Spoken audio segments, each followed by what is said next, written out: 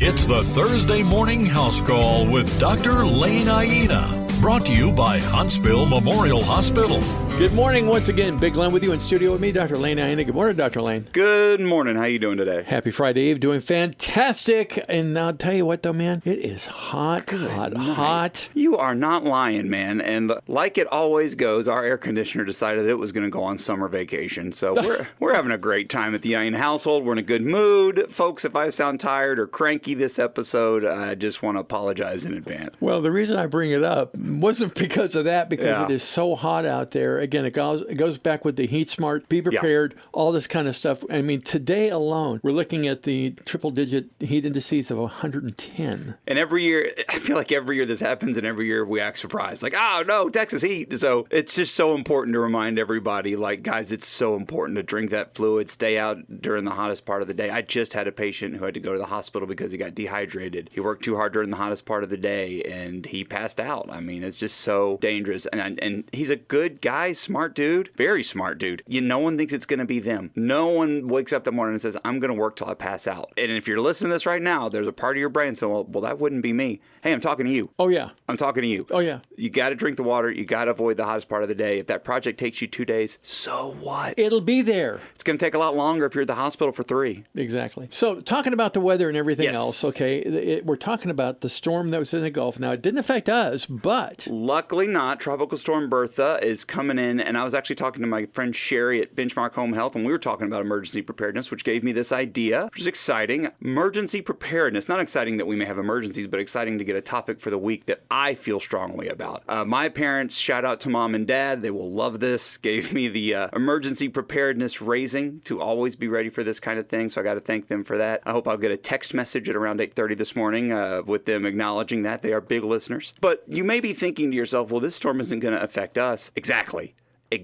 This is the time for us to prepare, because what happens in Walker County every time there's an emergency coming? HEB and Kroger and Brookshire Brothers blow up. That is not the time to go get your flat of water. And folks, it's so much easier to go do it today. This storm's going to affect Louisiana, I think parts of Alabama. Praying for those folks that they're going to be okay. But here's our chance to think, all right, it's hurricane season. What can we do to get prepared?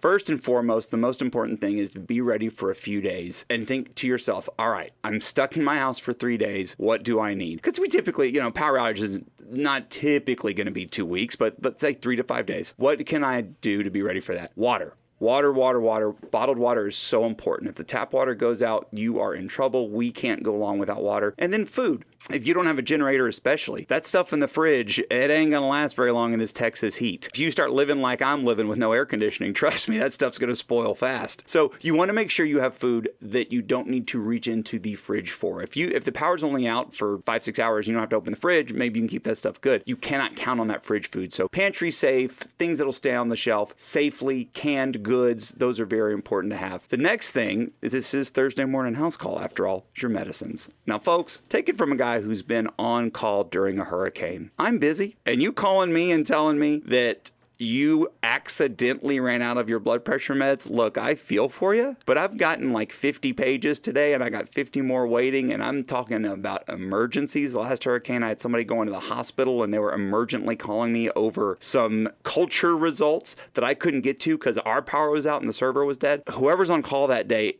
it may be tough to get to them in an emergency. Get your medicines refilled, please. And maybe I've just been hot for a few days and I'm cranky. But folks, it is so important. Please, if there is a storm coming, I am going to be staying late those few days before. I am going to clear out all of my refills, and I assure you every doctor in this town is going to do the same, because we want you taken care of. So having those medicines refilled is important. And then, last but not least, have a plan. And have a plan with your family. Talk about, if we were to have to leave our house, where would we go? Because a lot of times during these emergencies, the cell phone towers get real jammed up. Maybe service drops for a little while. Maybe it's hard to get a call out. It doesn't happen often, but it can happen. happen. While the storm is overhead is not the time to make the plan. Make the plan of what's going to happen if we have to leave the house. Where are we going to go? What do we do if the power goes out? Where's the generator? Where's the gas? Where's the food? Where's the water? Where's the flashlights? Where's the batteries? Do we have batteries? Let's go to H-E-B today. Not a sponsor. Hey, H-E-B, you could be. And get batteries, because during the storm, they're going to be out. So they may be closed. So get your batteries. And then last but not least, don't drive through deep water. You never know how deep it is. And water is so ridiculously powerful. Don't drive through deep water. It's not worth the risk. People die from that every year. So anyway, folks, emergency preparedness. Now is the time to do it when there is not an emergency coming. And Glenn, do you know what is an emergency? When you're not prepared for an emergency.